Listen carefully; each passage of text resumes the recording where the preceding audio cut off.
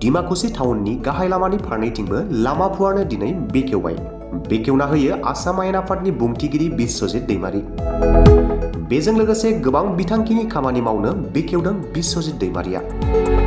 लोगोसे बाहागो लाफायो बिटिआरनि इएम दावबायसा बर'आ।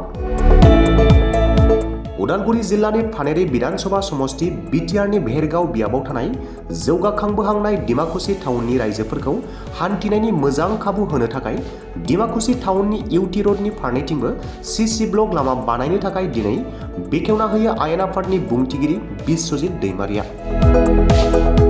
बे हाबाफारियाव बिटिआरनि इएम दावबायसा बर', फानेरि विधानसभा समष्टिनि एमएलए बिबान बानसगिरि, उदालगुरि जिल्ला बिजेपिनि नेहाथारि जौस्रां बर' आरो इउपिपिएल बिजेपिनि दैदेनगिरिफोरा बेखेवनाय हाबाफारियाव बाहागो लायो।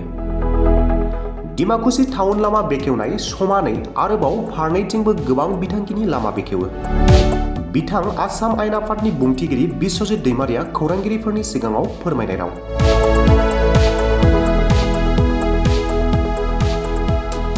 হয়, আমি আজি ডিমাকুছিত নতুনকৈ আমাৰ যিটো ডিমাকুছি চক বাজাৰ টাউন ইয়াৰ মানে দুই খাকে আমাৰ ৰাস্তাটো আমি বহল কৰিছোঁ।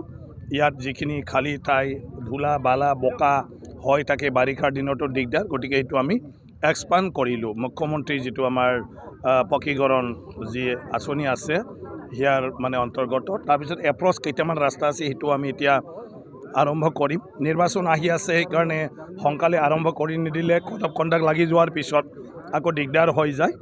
গতিকে সেইটোৰ কাৰণে আমি এতিয়া লাগি আছোঁ যিমান বাকী আছে। অকল এইটোৱেই নহয়, আমি এতিয়া মুখ্যমন্ত্ৰী ডাঙৰীয়া মাৰ্চৰ প্ৰথম সপ্তাহত আহি আছে, তাতে আমি প্ৰায় 400 কোটিমান টকাৰ প্ৰজেক্ট চব আমি আৰম্ভ কৰিম, যিটো কেবিনেটৰ সময়ত মুখ্যমন্ত্ৰী ডাঙৰীয়াই ইয়াত ঘোষণা কৰি গৈছিলে। সেইবোৰ আমাৰ চেংচন হৈ গ'ল, টেণ্ডাৰ হৈ গ'ল। আমি ডাঙৰ মূল ৰাস্তা মূল পথ আমি পালোঁ। বগা মাটিৰ পৰা আঁতৰিঘাট হয় আমাৰ মানে কি কয় নাওবান্ধাই দি যাই ফালে খাগৰাবাৰী হয় শুক্লা নদীত আৰু ব্ৰিজ হ'ব খাগৰাবাৰীৰ পৰা ভেৰগাঁওলৈকে 135 কোটি টকাৰ এই কাম অলৰেডি টেণ্ডাৰ হৈ গ'ল। মুখ্যমন্ত্ৰী ডাঙৰীয়াই প্ৰথম সপ্তাহত সেইটো আপোনাৰ মানে কি কয় ভূমি পূজন টাইপ মানে আৰম্ভণি কৰিব, কামটো মুকলি কৰি দিব। তাৰপিছত আমাৰ যিটো মূল পথ মানে পানেৰী সমষ্টিৰ উদালগুৰি মানে কি কয় এইফালে সমষ্টি ফালে বেংবাৰী, তাৰ পৰা হয় টংলা হ'ব মানে ককা বস্তি হয় এইফালে টংলাৰ পৰা আপোনাৰ ভেৰগাঁৱৰ পৰা নাওকাটা 115 কোটি টকাৰ আসাম মালাৰ অধীনত মুখ্যমন্ত্ৰী এইটো যিটো ঘোষণা কৰিছিলে তেওঁ এইটো দিলে। গতিকে এই ৰাস্তাটো আমাৰ মাৰ্চৰ প্ৰথম সপ্তাহত সেইটো হ'ব। তাৰ বাদেও আমাৰ টংলাত 10 কোটি টকা আছে, টংলা টাউনৰ 25 কোটি টকা, টংলাত আমাৰ বেডমিণ্টন ষ্টেডিয়াম আছে, খাগড়াদুৰ ষ্টেডিয়াম আছে, হাই স্কুল আছে, বিল্ডিং আমাৰ ভেৰগাঁৱত গভৰ্ণমেণ্ট কলেজ আছে, পলিটেকনিকৰ হোষ্টেল বহুত আছে দূৰ দূৰত। এই গোটেইটো আমাৰ মাৰ্চৰ প্ৰথম সপ্তাহত চব আৰম্ভ হৈ যাব। গতিকে মই ভাবোঁ মুখ্য সমষ্টি আমাৰ পানেৰী সমষ্টিত প্ৰায় হৈয়ে গ'ল। তাৰপিছত BTC দাৱবাইছা বড়ো ডাঙৰীয়া আমাৰ দ্বাৰা বহুত ৰাস্তা এতিয়া হৈ আছে আৰু অলৰেডি কৰিব কেইটামান।